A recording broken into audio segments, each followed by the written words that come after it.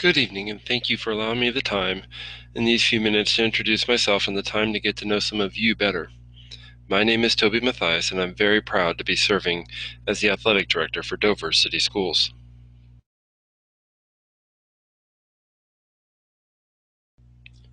I wanted to take a second and tell you a quick story before we get started. When I was younger, I think I tried to play every sport possible. This is where my love for sports developed, and as a young kid learning new skills from coaches willing to work with kids. And you would think that a kid who played sports all the time would be fairly coordinated. However, this was not the case. I found ways to break my arms.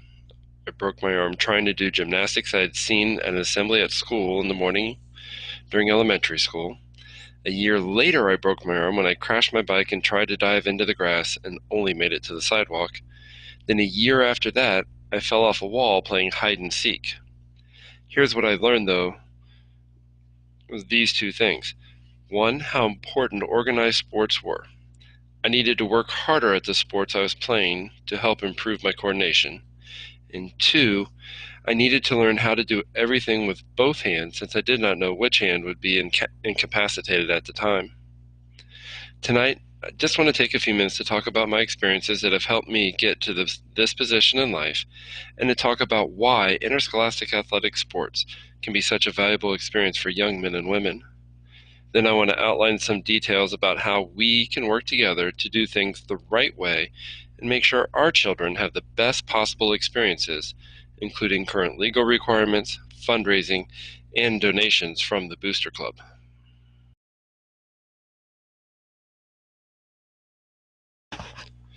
A little bit about myself first. I started teaching in 2000 and have been an assistant boys soccer coach for 9 years, a head girls soccer coach for 6 years, a PA announcer for the basketball team for 12 years, a softball umpire for 4 years, tournament manager for softball and basketball, and worked as a game day manager for 15 years. I've also served as the host for Special Olympics basketball games, and I'm currently working at Kent State Tuscarawas doing an internship with the athletic director out there. As for my education, I earned my principal's license in 2009 from Ashland University and recently completed my master's in athletic administration from Ohio University.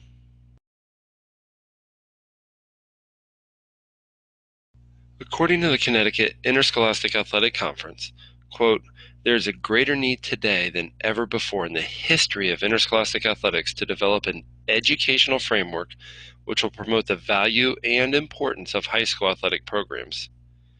Just as a teacher must plan their lessons before they teach them, an athletic director needs to make sure the plans and expectations are established and communicated before a coach can effectively lead a team. We want to make sure that we have established our vision for what athletics will look like at our school and how we want to accomplish that vision. Our vision statement is this: the athletic department will provide high-quality coaching and outstanding facilities while offering a wide variety of sports that will allow all students the opportunity to be successful while participating in an education-based athletic program. These programs will stress sportsmanship, academics, teamwork, community involvement, and character development. We want to make sure that we have the right people in place with access to the right materials to help our student athletes get the maximum experiences. However, we must keep in perspective that there is more to sports than participating and playing a game. We want to make sure that our kids are representing our community through good sportsmanship. We want to make sure our kids are succeeding in the classroom as well as on the fields. We want our kids to learn skills that will make them successful in life after school. And teams will be asked to identify and participate in community service projects at least once a year.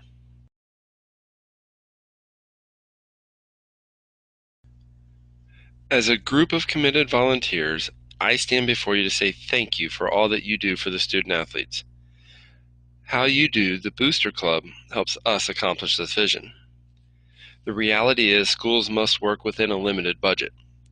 A majority of our revenue is tickets, with limited access to general funds for special projects. The athletic department must work with the Booster Club to help provide for the student athletes. So how do you help? The athletic department will help the boosters to develop a program featuring all the athletes for a particular season that you can sell at games. The booster club will solicit advertising and coordinate printing of the programs, and then all of the profits from the sale of them will go directly to the booster club. Since all sports are required to have a member of the club, then each sport should take an active role. The athletic department will remind coaches to have designated representatives. All outside fundraisers like the steak fry and the fish fry are the responsibility of the booster club. At events like these, student involvement cannot be allowed due to the presence of alcohol and gambling if they're going to be part of the fundraiser. You make it possible for our kids to get t-shirts with help with the purchase of equipment, to improve stadiums and facilities, and provide meals to athletes throughout the season. None of this would be possible without the money you raise in the pursuit of helping our student athletes and coaches have successful and meaningful teams. How can the athletic department help? First, we will make sure there are not many groups competing with the booster club at games. Many groups want to sell something at football games especially, but we can limit the competition. We will also meet with the leadership on a regular basis to make sure everybody is working towards the same goals. Open communication between us will only help to strengthen our efforts. Lastly, I applaud this group for working with the treasurer to set up sound financial practices that have successfully been audited in the past. Many booster clubs do not have these set up and can lead to many, many problems. The establishment of your 501c3 status is also very important. According to the National Booster Club Training Council, quote, estimates show that only 12% of booster clubs have taken the steps to register and become tax-exempt organizations, thus giving them and the organizations the ability to legally promote and to gain donor contributions with a tax benefit, end quote. You should be proud that you are in the minority doing things the right way the first time.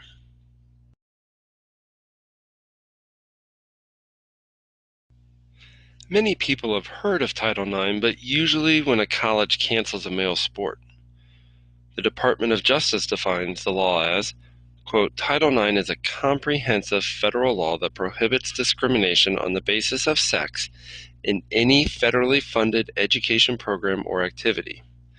The principal objective of Title IX is to avoid the use of federal money to support sex discrimination in education programs and to provide individual citizens effective protection against those practices.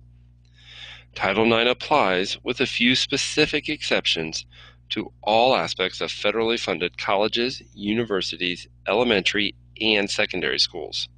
End quote.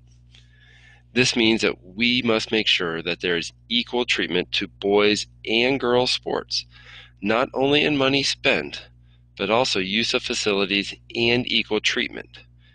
This is where the application of Title IX applies to booster clubs. Any money spent by you, the booster club, must be spent equally on each gender. For example, if the boosters would like to do something for the baseball team or field, then the same must be done for the softball team and their field. This happened recently when a high school booster club in Michigan built new stands and a scoreboard for the baseball team. After a complaint was filed with the government, the school was forced to take down the stands and scoreboard until equal treatment could be secured for the softball team. We want to avoid making the news for the wrong reasons, and this is one that we can avoid together. To help this situation, I plan on working with the coaches to develop a list of what is needed and a different list of what is wanted for the different facilities. Once we have our list, then I will sit down with the booster club leadership and see how we can work together to make our list a reality. By working together from the beginning, we can make sure that funds are spent efficiently and appropriately from the beginning and help make athletics the experience we all want for our children.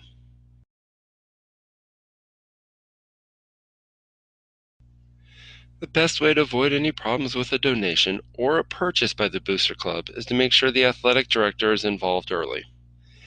If a coach would like to make a request to the booster club, They will submit it in writing to the athletic director for my approval first.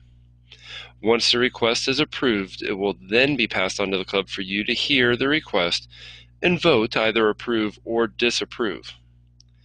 Once approved, the booster club will purchase equipment or fill the request on their own and then donate the equipment to the school. Once the school has properly inventoried the equipment, it will then be given to the coach. The booster club cannot and will not be asked to purchase basic equipment or equipment that is required for a sport. This is the responsibility of us, the school. Boosters may be asked to purchase equipment or help with improvement projects for different athletic facilities. If a booster, or any person really, would like to donate to a sport, it will be submitted to the athletic department first for approval. Once approved, we will distribute the gift to the program to be used as directed by the persons making the donation. Approval will be at the discretion solely of the school administration. If the student athletes are involved in a fundraiser, then the money they raise may be used at the discretion of the coaches. An example would be if a team sells pizzas, then the profits from the sales may be used to purchase sweatshirts for the team, and there would be no need for an equal purchase for the other genders. Fundraisers are approved by the school, and every coach is asked to do at least one fundraiser a year for their team.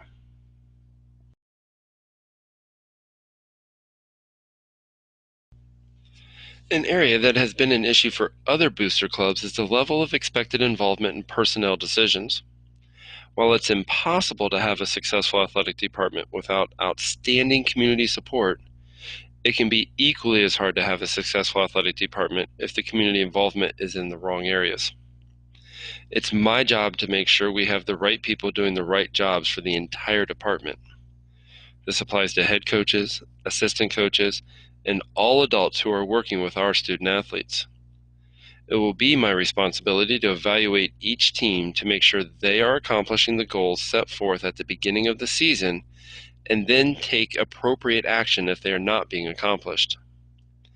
The only time the booster club may have some input on personnel decisions is if the administration and I agree that a committee is the best way when hiring a new coach. If a committee is formed, then the booster club will be invited to participate in the selection process. In this case, the role of everybody in the committee will be defined at the beginning of the process, and the final decisions will be made by the school district administration.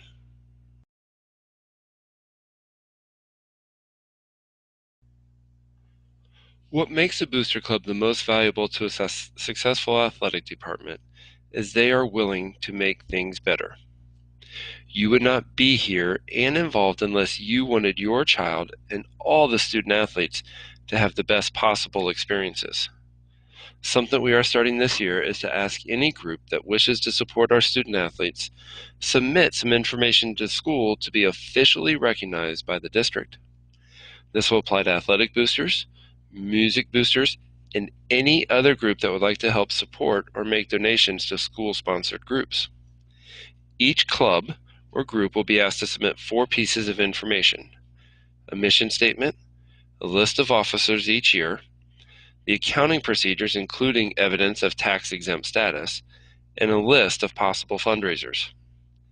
Once approved, I'll work with the officers of that club to make sure everybody is working together.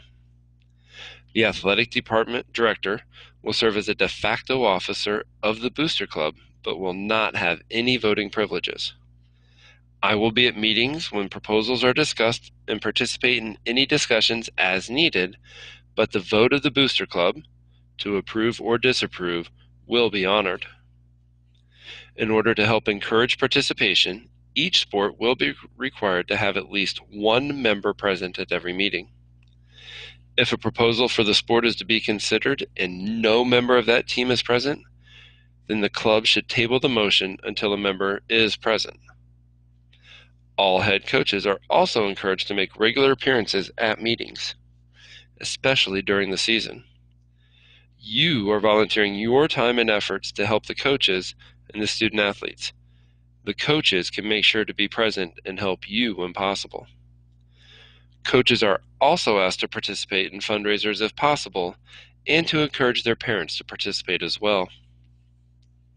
Finally, to help support local businesses and Booster Club members, coaches will be asked and required to submit at least one bid from a local vendor for any equipment the school will need to purchase. This can include uniforms, general equipment, after-game meals, etc. We feel it's important to support the local businesses and local community members who are supporting our athletes.